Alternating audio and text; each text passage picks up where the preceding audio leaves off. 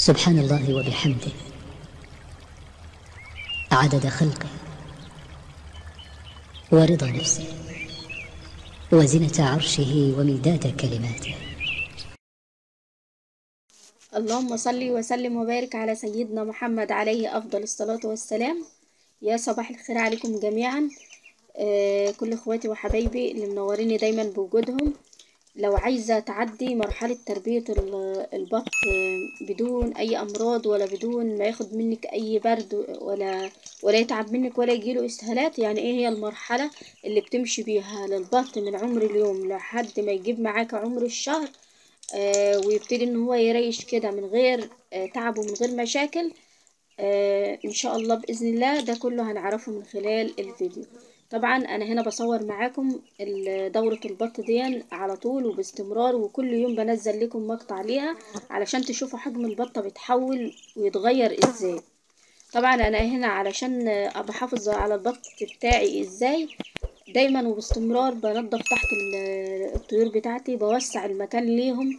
يعني في مرحلة الاستقبال بيكون ليهم مكان بيتربوا فيه، هم لسه طالعين كده صغيرين، او لو انت شارياهم من بره مكان كده صغير على قدهم، بحيث ان هم ما ياخدوش برد ولا يتعبوا منك. بعد لما بيجيبوا طبعا عمر الاسبوع معايا ببتدي ان انا انزلهم بقى ايه على الارض. يعني دورة البط دي انا كنت بربها في البوكسة اللي في الاوضه في نفس المكان يعني. فلما ببتدي ان هم يكبروا علشان البط طبعا بعدات ببتدي ان انا انزله كده على الارضيه، واهتم بقى ايه بالفرشه تحتهم باستمرار دايما تكون ناشفه في العمر الصغير ده. ده بالاضافه بقى للمكونات اللي انا بعملها ليهم على الميه بالخلطات اللي انا بعملها. هما بيشربوا حاليا ايه، بيشربوا الشاي بالليمون بالثوم. ده ليه؟ علشان الاسهال. بعمل كده مرتين ثلاثه في الاسبوع في العمر ده، علشان دايما تلاقي البط بتاعك الفضلات بتاعته مترابطه، ما فيش اي نوع من الاسهالات، معدته دايما نظيفه، ما فيهاش ما عندوش اي برد.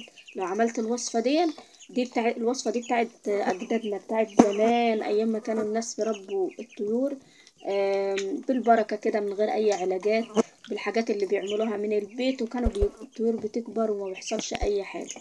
فانا هنا طبعا عامله لهم وصفه الشاي بالليمون بالثوم، وبيشربوا مش مستغربين الوصفة لان انا معوداهم كده عليه. تقدري تعملي كده للبط للفراخ اي طيور بتربها في العمر الصغير او العمر الكبير، اعملي لهم كده هتحميهم، ودي وقاية وبتحافظي كمان عليهم وعلاج كمان. طبعا انا هنا كمان بوفر ليهم من العلف. باكل البط بتاعي عيش متقطع. العيش اللي بيكون فايض عندك هتبتدي انك انت تقطعيه كده تاني يوم، وتقلبي معاه العلف اللي هو 23% مع العيش. هو ده المكونين اللي انا باكل البط، ماشيه البط دورة البط ده عليهم، والدورة اللي كانت قبل كده اللي كبرت وريشت معانا وبرضو موجودة كده على القناة وبيكبر وما بيحصلش اي حاجه. ده طبعا بالاضافه التانية اللي هي الخلطات اللي انا بنوع عليهم بيها، سواء بالاعشاب او بالخلطات اللي انا بعملها على العيش بالعلف. فبكبر الفراخ بكبر البط، بيخلي الطيور عندك تكبر، تلاقي تشيل البطه تلاقيها منفوخه وتقيله في ايدك، مش بطه هشه كده وخفيفه وصدرها مسيب. ما شاء الله بسم الله ما شاء الله. انا هنا حاطه لهم الاكل في جانب كده من الاوضه، والميه برضو بيشربوا منها. طبعا انا في العمر ده بفضل انك انت لما تحطي الميه للطيور بتاعتك في العمر الصغير تحطها في السقايه، عشان دايما الاوضه تكون ناشفه او المكان اللي انت حطاهم فيه يكون ناشف، وما تقعديش تنضفي كل يوم. انا هنا حطاها في الطبق علشان ايه؟ عشان حضراتكم تشوفوا الخلطه معايا او الوصفه معايا. لكن بعد كده انا بفضها في السقايه علشان الاوضه تفضل نظيفه. ده بالنسبة لعمر من عمر اليوم لعمر الشهر. ده طبعا مرحلة صعبة جدا في عمر البط، لحد لما البطة بتجيب 35 يوم وتبتدي ان هي تريش. العمر ده بيحب انك انت تهتمي بالطيور بروافع المناعة، بالخلطات اللي بتعمليها سواء على المية او على الاكل. فدي بتغنيك عن العلاجات وعن المشاكل اللي بتجي للطيور. ما شاء الله شايفين ده البط اللي هو الاصفر ده البط المصري، البط البلدي التركي اللي هو المصري.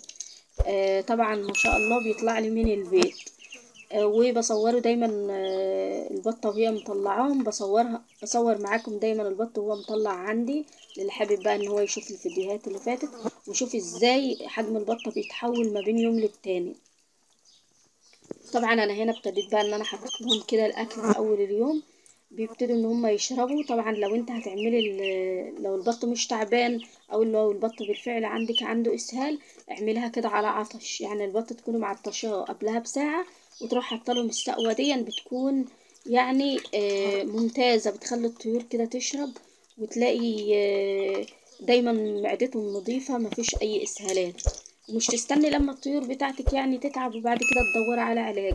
اعملي الخلطات اللي هي البسيطة دي من البيت، ما تكسليش، هتلاقي الحاجة بتاعتك بتكبر، بتزيد معاكي، بتعدي اليوم بتاعها بيجي معاها ب10.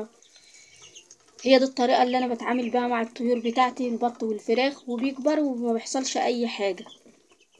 طبعا كل ما وسعت المكان اللي انت بتربي فيه طيورك، وعلشان الحركة دي بتكون كويسة ليهم، لو المكان ده بيدخلوا شمس بيكون برضو بيكون افضل بكتير، علشان تلاقي عظم البطاية ناشف معاكي، بتقدر تقف كده على رجليها وتتحرك وتدور على الاكل وعلى المية وتريش معاك بسرعة، والمرحلة بتاعتها تعدي وتشوفي غيرها.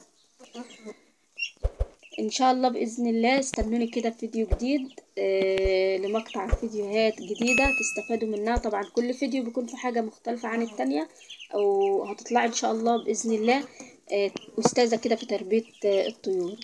ده كان فيديو النهارده، حبيت ان انا اشكركم جدا جدا، والسلام عليكم ورحمه الله وبركاته.